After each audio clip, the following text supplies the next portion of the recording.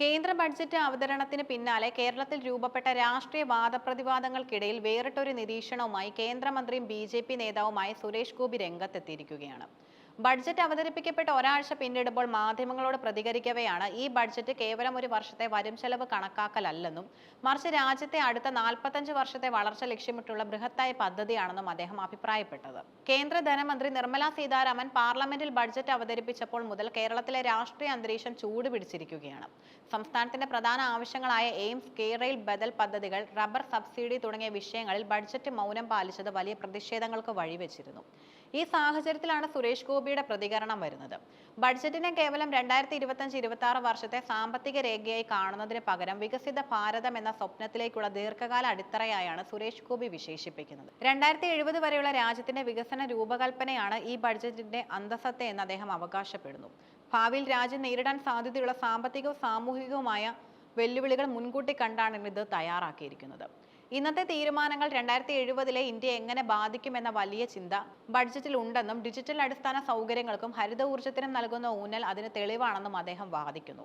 ബഡ്ജറ്റിനെ വിമർശിക്കുന്ന പ്രതിപക്ഷത്തെ സുരേഷ് ഗോപി കടുത്ത ഭാഷയിലാണ് വിമർശിച്ചത്.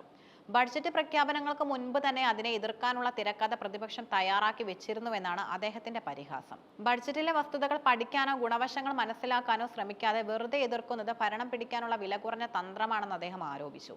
ജനങ്ങളെ ഇത്തരം കുപ്രചാരണങ്ങൾ വഴി തെറ്റിദ്ധരിപ്പിക്കാൻ കഴിയില്ലെന്നും വോട്ടിങ്ങിലൂടെ കേരള സമൂഹം ഇതിന് കൃത്യമായി മറുപടി നൽകുമെന്നും അദ്ദേഹം ഉറപ്പിച്ചു പറഞ്ഞു. ബഡ്ജറ്റിനെ വാനോളം പുകഴ്ത്തുമ്പോഴും കേരളം ഉന്നയിച്ച പ്രത്യേക ആവശ്യങ്ങൾ ബഡ്ജറ്റിൽ തള്ളപ്പെടേണ്ടതിനെക്കുറിച്ച് സുരേഷ് ഗോപി പുലർത്തുന്ന മൗനവും ശ്രദ്ധേയമാണ്. തിരഞ്ഞെടുപ്പ് കാലത്തും അതിനുശേഷവും കേരളത്തിന് എയിംസ് ഉറപ്പാണെന്നും അത് തൃശ്ശൂരിലോ ആലപ്പുഴയിലോ വരുമെന്നും സുരേഷ് ഗോപി പലവട്ടം പറഞ്ഞിരുന്നു. എന്നാൽ ബഡ്ജറ്റിൽ എയിംസിനെ കുറിച്ച് പരാമർശമില്ലാത്തത് അദ്ദേഹത്തെ പ്രതിരോധത്തിലാക്കി. ഇത് സംബന്ധിച്ച മാധ്യമങ്ങളുടെ ചോദ്യങ്ങൾക്ക് വ്യക്തമായി മറുപടി നൽകാതെ അദ്ദേഹം ഒഴിഞ്ഞുമാറി.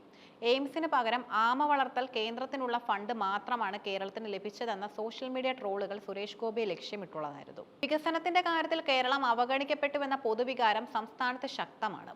സംസ്ഥാനം പ്രതീക്ഷിച്ചിരുന്ന റെയിൽവേ വികസന പദ്ധതികൾക്കും ബഡ്ജറ്റിൽ അർഹമായ പരിഗണന ലഭിച്ചില്ലെന്ന ആരോപണം സുരേഷ് ഗോപി പാടെ അവഗണിച്ചു.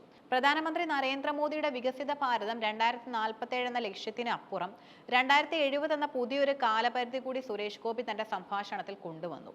ഇത് രാജ്യത്തിന്റെ സാമ്പത്തിക ഭദ്രത ഉറപ്പാക്കാൻ ദീർഘകാല നിക്ഷേപങ്ങൾ ആവശ്യമാണെന്ന ബി.ജെ.പിയുടെ കേന്ദ്ര നയങ്ങളെ ശക്തിപ്പെടുത്തുന്നതാണ്. എന്നാൽ ദീർഘകാല ലക്ഷ്യങ്ങൾ പറയുമ്പോഴും സംസ്ഥാനത്തിന്റെ ഉടനടിയുള്ള ആവശ്യങ്ങൾ നിറവേറ്റപ്പെടാത്തത് രാഷ്ട്രീയമായി ബി.ജെ.പിക്ക് കേരളത്തിൽ വലിയ തിരിച്ചടിയാകാൻ സാധ്യതയുണ്ട്. സുരേഷ് ഗോപിയുടെ പ്രസ്താവനയ്ക്കെതിരെ സംസ്ഥാനത്തെ ഭരണ പ്രതിപക്ഷ കക്ഷികൾ ഒരുപോലെ രംഗത്ത് വരാൻ സാധ്യതയുണ്ട്. 2070 കാര്യം പറയുന്നതിന് മുൻപ് 2025 കേരളത്തിന് എന്ത് കിട്ടിയെന്ന് വ്യക്തമാക്കാൻ അവർ ആവശ്യപ്പെടുന്നു. സംസ്ഥാനത്തോടുള്ള കേന്ദ്രത്തിന്റെ അവഗണനയെ ന്യായീകരിക്കാനാണ് സുരേഷ് ഗോപി ദീർഘകാല പദ്ധതികളെക്കുറിച്ച് സംസാരിക്കുന്നതെന്നാണ് പൊതുവെയുള്ള വിമർശനം. കേന്ദ്ര ബഡ്ജറ്റിനെ ഒരു വികസന വിപ്ലവമായി സുരേഷ് ഗോപി അവതരിപ്പിക്കുമ്പോൾ അത് കേരളത്തിലെ വോട്ടർമാർക്കിടയിൽ എത്രത്തോളം സ്വീകാര്യമാകുമെന്ന് കണ്ടറിയണം.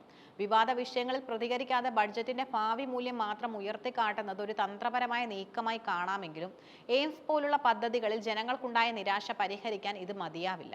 2070 ഇന്ത്യയെക്കുറിച്ചുള്ള സ്വപ്നങ്ങൾക്കൊപ്പം 2025 കേരളത്തിന്റെ യാഥാർത്ഥ്യങ്ങളെ കൂടി ഉൾക്കൊള്ളാൻ കേന്ദ്രമന്ത്രിക്ക് കഴിയുമോ എന്നതാണ് വരും ദിവസങ്ങളിലെ പ്രധാന ചോദ്യം.